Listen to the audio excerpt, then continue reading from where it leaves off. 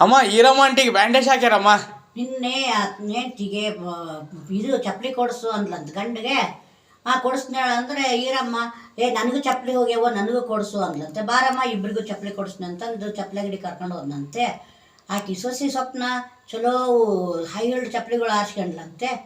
ತೊಗೊಂಡ್ರೆ ಈಕಿ ಜಾಸ್ತಿ ರೊಕ್ಕದ್ದಲ್ಲ, ನನಗೂ ಅಂಥದ್ದೇ ಕೊಡಿಸ್ಬಿಡು, ನಾನು ಅಂಥವೇ ತೊಗೋತೀನಿ ಬೇಡಮ್ಮ ಅವು ಹೈ ಹಿಲ್ಡು, ಆಕೆ ಸಣ್ಣಕ್ಕಿ ಬ್ಯಾಲೆನ್ಸ್ ಹಿಡಿತಾಳ, ನೀನು ಬ್ಯಾಲೆನ್ಸ್ ಹಿಡಿಯೋಕ್ಕಾಗಲ್ಲ, ನೀನು ಹಳ್ಳೂರಾಕಿ ಅವೆಲ್ಲ ನಡಿಲಕ್ಕೆ ಬರಲ್ಲ, ಬೇಡಮ್ಮ ಬಿದ್ದಿದ್ದಿ ಅಂತ ಹೇಳಿದ್ನಂತೆ. ಕೇಳಲಿಲ್ಲ.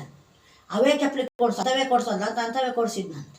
ಬೆಳಗ್ಗೆ ಎದ್ದು ಸುಮ್ಮನೆ ಬೇಡ, ಹಾಲಿನ ಪ್ಯಾಕೆಟ್ ಬರೋದು ಲೇಟ್ ಆಗ್ತದೆ, ನಾನೇ ಹೋಗ್ತೀನಿ ಹೇಳಿ ಹಾಲು ತರ್ಲಕ್ಕಂತಂದು ಹಾಲಿನ ಪ್ಯಾಕೆಟ್ ತರ್ಲಕ್ಕೆ ಹೋದ್ಲಂತೆ. 2 ಮೆಟ್ಲು ಹಿಡ್ದಾಳ ಇಲ್ಲ, 3ನೇ ಮೆಟ್ಲಿಗೆ ಸ್ಲಿಪ್ಪಾಗಿ ಬಿದ್ದು 2 ಹಲ್ಲು ಉದ್ರಿ ಕೈ ಕಾಲೆಲ್ಲ ಇದಾಗ್ಬಿಟ್ವಂತೆ. ಆಸ್ಪತ್ರೆಗೆ ಕರ್ಕೊಂಡೋಗಿ ಬ್ಯಾಂಡೇಜ್ ಹಾಕ್ಸ್ಕೊಂಬಂದಾರ.